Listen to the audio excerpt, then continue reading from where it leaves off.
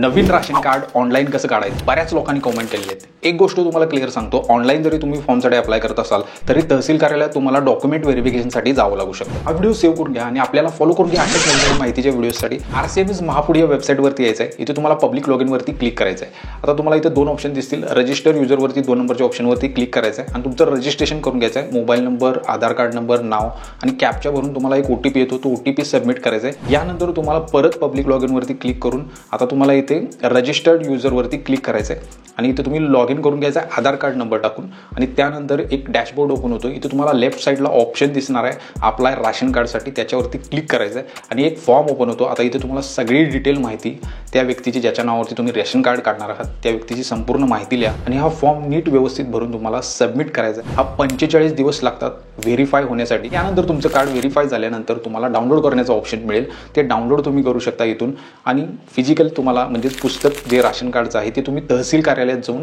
घेऊ शकता। तर हा व्हिडिओ घरच्यांसोबत जास्तीत जास्त लोकांपर्यंत शेअर करा।